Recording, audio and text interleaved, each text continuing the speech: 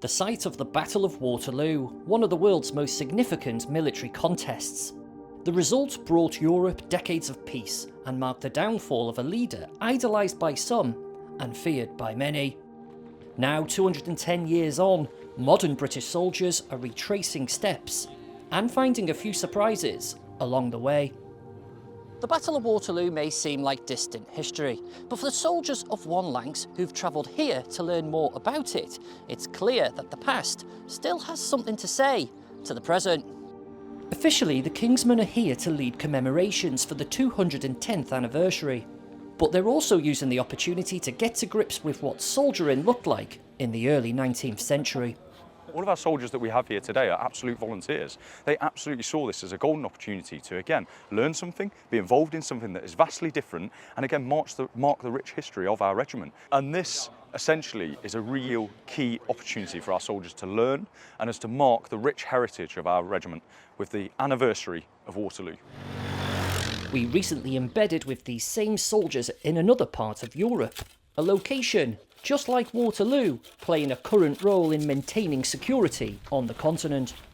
In Estonia, just 35 miles away from the Russian border, they were building trench networks. That's where we first met Liam, who told us about life on NATO's front line. So we got here, there was just a hole in the ground. A month later, we caught up with Liam again, this time on Lion's Mound at Waterloo. It's very good. We come to see the Lion's Mound, so obviously the lion on the shoulder. So what's your big takeaway? What's the one thing you've come away with? That we was outnumbered and we still pretty much won the war. And Napoleon, he was like the best general and he still couldn't take Britain. So yeah, it's good. This trip comes just weeks before One Lancs assumes its new role as NATO's strategic reserve force, a position that could see them urgently deployed back to Estonia if an incursion by a hostile state occurs.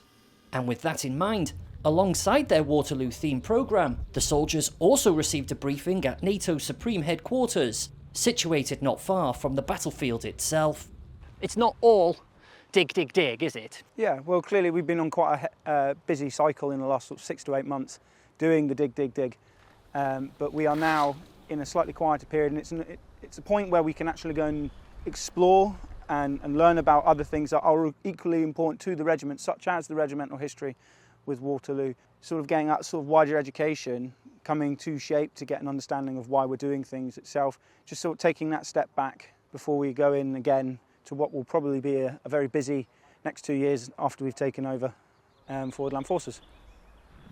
But what are the actual links between then and now? Battle of Waterloo is seen as one of the most iconic battles, not only in a European context, but also about working as a coalition. The Battle of Waterloo saw many of the British forces under the Duke of Wellington operating with the Dutch, with the German forces in Hanover, and also the Prussian forces. And so, whilst there are, and could be seen as, some broad linkages, still today operate in very, very similar environments with similar relationships, coalitions and alliances as was happening 210 years ago. On the anniversary day, the Kingsmen led a parade marking the occasion, joined by French and Belgian dignitaries. Marching in the shadow of Lion's Mound, the troops followed the same ridgeline that gave Wellington his tactical advantage, ending at Hougoumont farm, scene of some of the most fierce fighting of the battle. The farm held out against repeated French assaults, and its defence helped prevent Napoleon from outflanking the Allied line, a key factor in his defeat.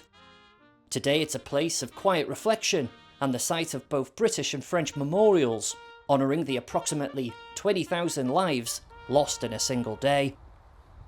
So, what have the Kingsmen taken away from this experience? I think the parade went quite well, to be fair. It was obviously a proud moment being here, with it being the anniversary and stuff, so it was nice to be here and show our respect. This is off the back of spending a day yesterday on this site learning more about the Battle of Waterloo. Did you take anything away from that? Yeah, so I thought it was quite interesting going around the museum and looking at all the old stuff that they, sort of like what they used and how they were fighting back then. It was completely different to how it's done now. We want to make sure that we are paying respects to all of those that was serving on the battlefield and off the battlefield. And so the memorial memorials are here for all.